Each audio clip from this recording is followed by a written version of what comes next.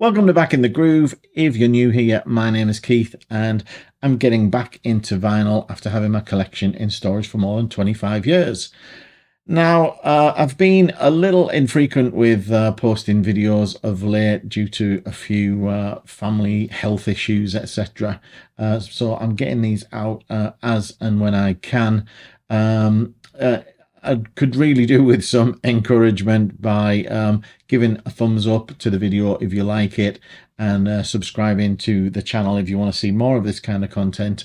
But today I'm going to be focusing on my series of looking at my collection year by year, and this time up it's 1988, and I'm going to get started with what I think is an absolute gem. This is King's X and Out of the Silent Planet.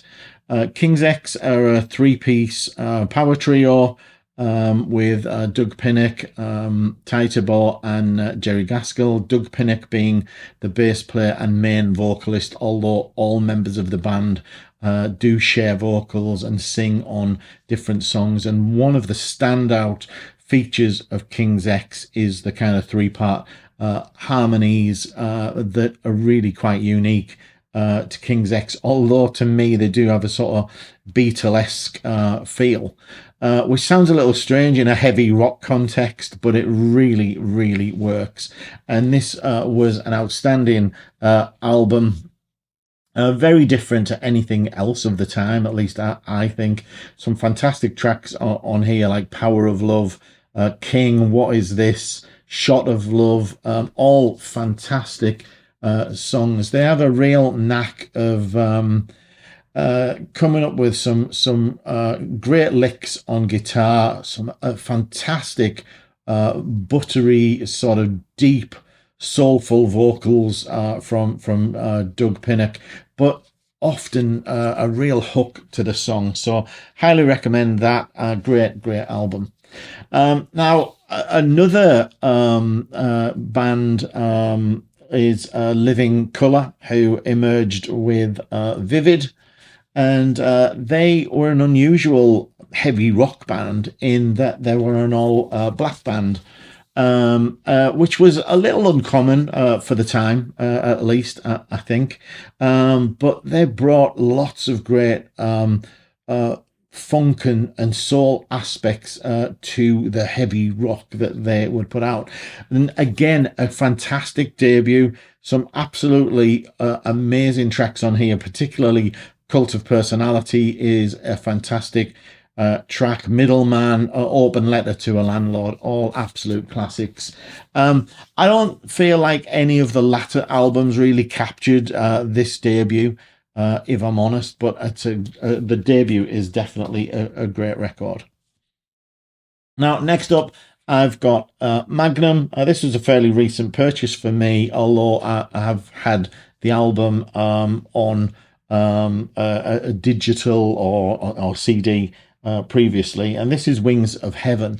And I've got to admit that this is kind of around the time that I started to fall off the Magnum bandwagon. These didn't really sit amazingly well with me. They seemed to be going for a more of a kind of AOR vibe. They didn't have the rawness that a lot of the tracks had from the early albums, and the sort of tales of sort of mystery in it and imagination with things like Great Adventure and Soldier of the Line and things like that. A couple of decent tracks on here, sort of Days of No Trust. There's a really long track which ends side 2 called Don't Wake the Lion, which is a kind of an anti-war song and really looks at the war from both sides, which is interesting. But possibly contender for album of the year is this one, Queensryche and Operation Mindcrime, a concept album that had some great MTV type moments in it, some great videos, some great, absolutely stellar riffs on the album, and some great songs. With, you know, right from the start, I Remember Now, Sweet Sister Mary, Operation Mindcrime itself, Revolution Calling, Just, I Don't Believe in Love was an absolute belter of a song. I always find, I like Queensryche. I just want to set that record straight. But Jeff Tate's vocals can be a little sort of piercing at times, but great album, and a great band. Next up, we've got Dave Lee Roth with Eat 'Em and Smile. This has got Yankee Rose on, Shy Boy. Tobacco Road was another cover. So Shy Boy was a cover, Tobacco Road. We've got That's Life on here, of course, which was, I think, one that was a bit of an MTV hit as well. Good album, typical Dave, tongue-in-cheek kind of album. Next up, we've got AC/DC with a Blow Up Your Video, and this was a decent enough hard rock album, but doesn't quite live up to Back in Black or For Those About to Rock. It's got a couple of good moments with Heat Seeker, That's the Way I Want to Rock and Roll, but in the main, it doesn't, it's a drop in form for them, I think. Next up, we've got Europe and Out of This World. I think this is the first one where Key Marcello replaces John Norum. Superstitious is a great track on here. I think Europe are really at a peak with this album, this era, which wasn't to last, I don't think, but this is a strong album, and Key Marcello is a worthy replacement for John Norum, as much as I love John Norum. Next up, a fantastic album, in my opinion. I'm a Frank Zappa fan. And, you never know what you're going to get with Frank Zappa albums. They change album to album. It can be totally stylistically different to the previous one. This is one that I really like. Quite political in parts. But it's got some fun, as you always get with Zappa, some fun, quirky moments. With the first track, Elvis has just left the building. Then you got Planet of the Baritone Women. And my favourite, which is a real sort of almost a ballad by Zappa standards, and a real smooth song. And Ike Willis's vocals sound great on it, which is Any Kind of Pain. But then you get into things like Jesus Thinks You're a Jerk, which I think is about the Jimmy Swaggart stuff. There's a lot of issues in the news about the, religious leaders in America, putting down rock music and what have you. Then you got things like Dickie's Such an Asshole, all very politically sort of driven.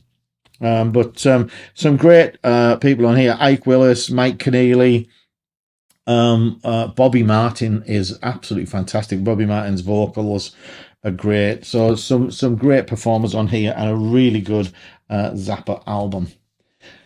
But I said earlier that Operation Mindcrime was probably album of the year. This would be a close second, if not beating it for me. And this is certainly the album that I play most over Operation Mindcrime from this year at least. And that's It Bites, Once Around the World. And the title track in particular for this album is absolutely sensational. It's about 20-something minutes long and just takes this meandering progressive journey through a sort of day in the life of multiple characters, etc. It's a great track, and there's some other great things on here as well. The Old Man and the Angel, Plastic Dreamer, etc. Really good album.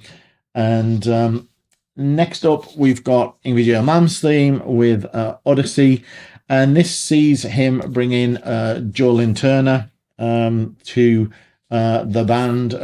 We'll know that Yngwie Malmsteen pretty much changed singers, I think, almost every album, but there's some good stuff on here. Heaven Tonight was a really good one. I think Crystal Ball Cracker 2 was, I think, an instrumental, which was good. You either love or or loathe Malmsteen stuff, I think. But this one is up there as one of the better Malmsteen albums. Next up, we've got some Manowar with Kings of Metal, and we've still got Ross the Boss in the band at this point. Some, decent tracks on there, Hail and Kill, etc. But it's not up there with things like Hail to England and some of the earlier Manowar. And if I'm honest, I think after that point, I probably stepped away from Manowar for a while, and then maybe came back to them a little later. On the mellower, poppier side of things, we've got Mike and the Mechanics' first album, Living Years, and it was a bit unusual, I think, for Mike and the Mechanics to come out with multiple singers. You got Paul Carrack, you got Paul Young, who I'm a big lover of from Sad Cafe.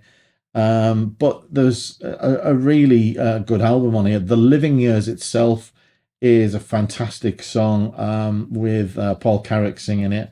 And, he's got such a great sort of smooth voice and a smooth tone. But another good album. Next up, we got Metallica. And this is And Justice for All. And I think the highlight for me on this has got to be One. The track One, I think at the time was fantastic. I love the video for it. That the sort of black and white footage. I love the guitar intro to it. And one that I'd often have a go at playing myself. And just a great album. But there's some other good stuff on here. Blackened is good.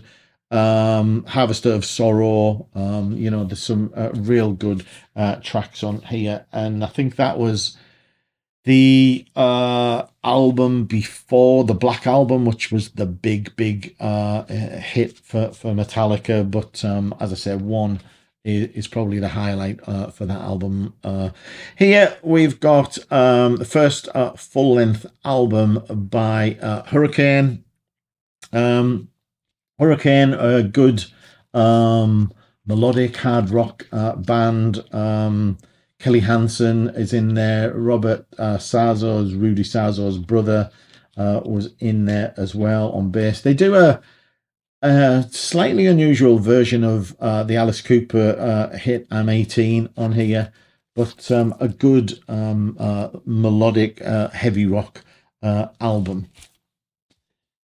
Next up, we got Ozzy with No Rest for the Wicked, and the standout on this for me would be Miracle Man, which is the opening track, with Zakk Wylde doing what Zakk Wylde does well. I never think Zakk Wylde is the most technically gifted guitarist that there is, but he certainly cracks out a great riff, and you can always feel the power in the riff itself. And I love those sort of pinched harmonics and stuff like that he gets in there as well. So not a bad album at all. Next up, we got Robbie Nevil. I think I showed a Robbie Nevil one in a fairly recent video that had the what to me are his better tracks, Dominoes, C'est La Vie, etc. This doesn't have any of those classics on. It's got Somebody Like You, Back on Holiday, but this sort of fell short after that first album, and not sure it charted very well. Next up, we've got Poison, Open Up and Say Ah. Big highlight on this would be Every Rose Has Its Thorn, which was a bit of a cringy sort of ballad for me. I was never a big fan of it, nor a big fan of Poison, if I'm honest. In a similar kind of hair metal vein, we've got Cinderella. Much more different in those grittier kind of vocals from Tom Kiefer. This is Long Cold Winter, and probably the best track on here, Don't Know What You Got Till It's Gone, maybe. Long Cold Winter itself, but fell short of the debut album for me, but still not too bad. Then we got the Bullet Boys, and we've got a decent debut here. I think this is the debut. And the thing that always struck me with this is I always felt like the singer Mark Turian, I think he's called, had the look of Tommy Bolin. He's just got that sort of that skin color, the hair, etc. The eyes. He's got a real look of Tommy Bolin for me. But anyway, the big standout on this was the big MTV hit "Smooth Up In Ya," which was a great track and a good debut from them. We got Bon Jovi carrying on, kind of where they'd left off. I think would this follow "Slippery When Wet" or 78,000 Degrees, whatever it's called. This has got tracks like "Lay Your Hands on Me," which was a good one. "Bad Medicine," of course, a great track. "Living in Sin." "I'll Be There For You," which was a great ballad, of course. So continuing to do what they were doing well for that period before things, started to change for many of us, and our love for them kind of waned a little bit, I think. Next up, we got Toto with the seventh one. This was the follow-on from Fahrenheit, if I remember correctly, and I absolutely loved Fahrenheit. I love Joseph Williams' vocals, particularly on that album, and Joseph Williams is still on this album as well. I think they're trying a little bit too hard to be successful on this. We've got tracks like Pamela, and I think there's another woman's name, Anna, a song called Anna. Straight for the Heart. The thing with Toto, particularly on here, I think, is that it's got that real sort of West Coast vibe, very clean, very polished, but just lacking a little bit of something that you can sort of gel with. It's almost too clinical and too too well polished in a way. I don't think you could say the same for this. Bloodgood, a really good sort of hard rock, straight ahead, no nonsense. Don't know much about Bloodgood, if I'm honest, and which country they're from. But this is rock in a hard place, and as I say, it's a decent straight up hard rock album. Next up, we got Blue Oyster Cult with Imaginos, and this is a decent hard rock album, and surprisingly sort of hard rock for Blue Oyster Cult, maybe. I think it was the last album they did on a major label as well. It's a bit of a concept album. I think it's about someone who appears at different times through history and has a negative impact on the things that are happening at the time. And one of the things I'm always amazed at with Blue Oyster Cult song titles, that they're always super long titles. We've got one of them here, "The Siege and Investiture of Baron von Frankenstein's Castle at Wyceria." I mean, crazy, isn't it? And then you've got I am the one you warned me of," which is a decent song. "Les Invisibles," "The Presence of Another World." But they certainly have some quirky song titles, I think. But a good album, a strong album from them. Next up, a band called Alien. This is their self-titled release. Swedish act who I think did well in Sweden. It's a good melodic AOR type album. No one that I'm recognizing, or Jim Jidhead on lead vocals. I think he went on to have quite a career in the melodic rock world. But a good, solid album. Corey Hart, don't recall too much about this. Middle of the road, melodic, adult rock. Not one that I've heard in a long time. Femme Fatale. This is, I think, Lorraine Lewis, female vocalist for Femme Fatale. Had reasonable success, I think, with this debut album. Had a few videos on MTV. We've got Waiting for the Big One and Falling In and Out of Love, I think, were the two big ones.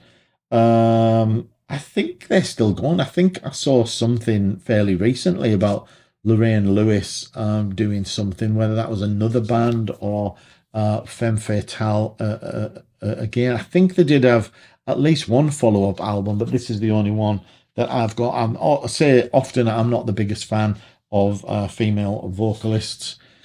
Next up, we've got Fate, and this is Cruising for a Bruising. Another of these Scandinavian good melodic AOR type bands. I think these were from Norway, and again, a pretty good album overall, worth checking out if you're into those, AOR melodic rock, particularly Scandi sort of titles.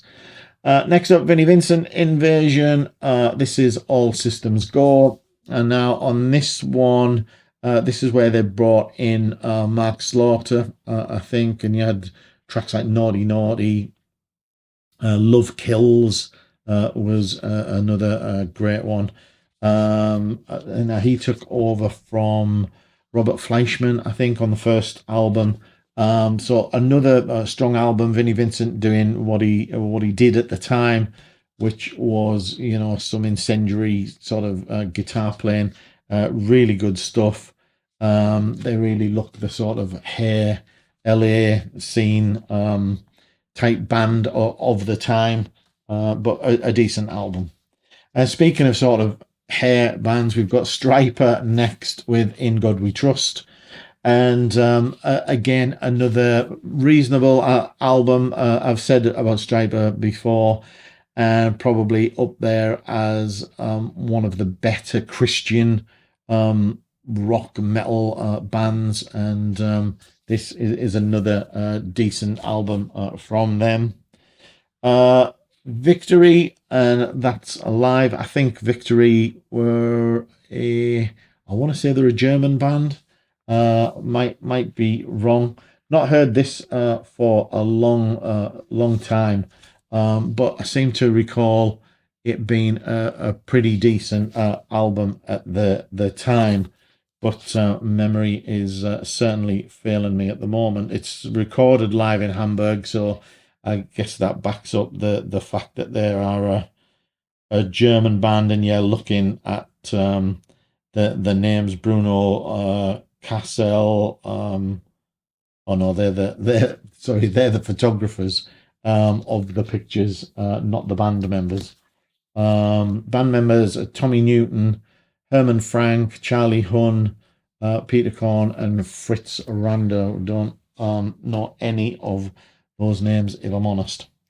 Another female-fronted band, little like Femme Fatale earlier, was Vixen, except Vixen were an all-female band. This is the debut album, and sticking with that sort of, hair metal kind of look. A really good, really good debut album, actually, and some good songs on there.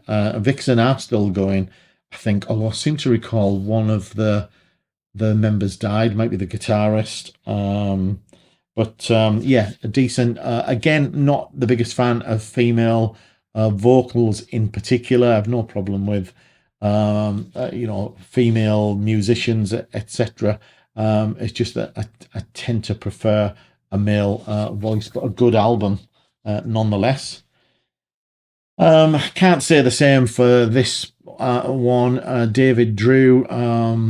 From what I recall of this, it certainly doesn't look like it, but it's sort of, I seem to recall it having a bit of a kind of Billy Idol vibe almost in terms of his vocal style.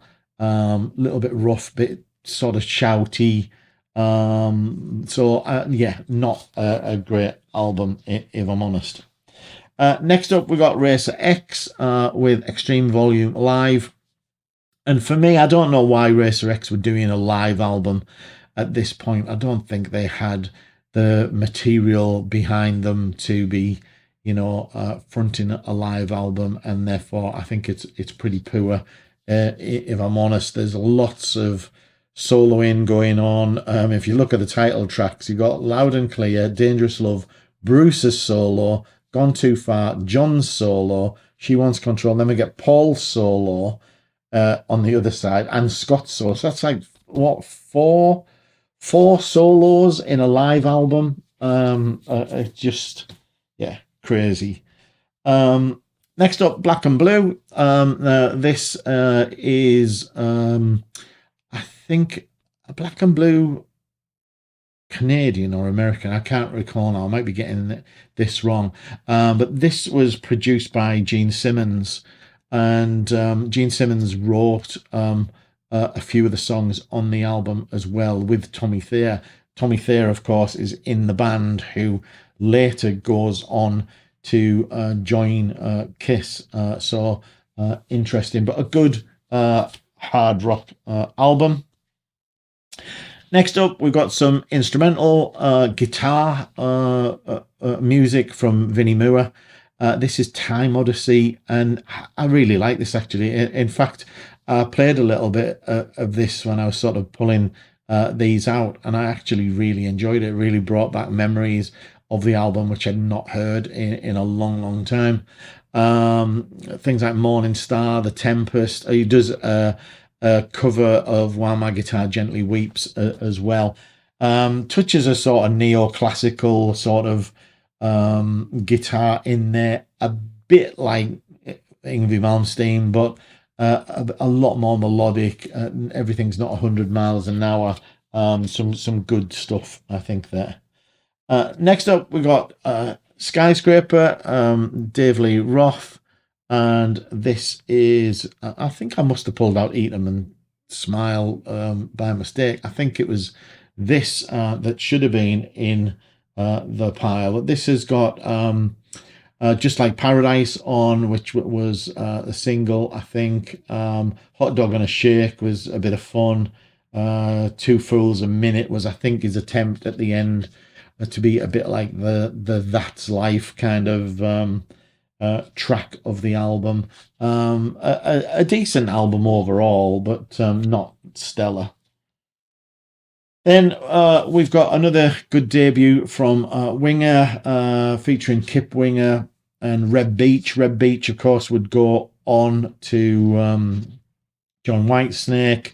We've got Rod Morgenstein, who later did a project with Jordan Rudess of Dream Theater. This is good, sort of hair melodic hard rock. Madeline, Hungry, 17. Some good tracks on here, and a good debut album. Then we've got Vengeance, and this is Take It or Leave It. I think Vengeance, I was going to say, I think Vengeance were a Swedish band, but I'm not 100% sure, if I'm honest. But from memory, this is a decent album, although I've not heard it in a long time, if I'm honest with you. And then we've got another Scandinavian band with the Stage Dolls, and this was a decent debut for me. I remember liking this at the time. Still in Love, Lorraine, Don't Stop Believing, a good album. It's amazing how many good Scandinavian bands, particularly in that sort of hard rock, melodic rock vein, that there were. So that's it for 1988 for my vinyl collection.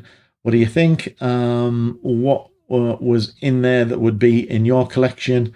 Anything in there that you would have liked to add to yours? Any bands that you've not heard of? And what am I missing? Give me your recommendations, the obvious albums that I've missed for that year. And there will be some, as I always say, as I'm getting into the latter part of the 80s, at this point I'd have been buying CDs as well, so it may well be that I've got a number of albums on CD that just weren't in the vinyl collection. So I hope you enjoyed the video. If you did, do remember to give me a thumbs up, and I really appreciate a subscription if at all possible. But until next time, bye for now.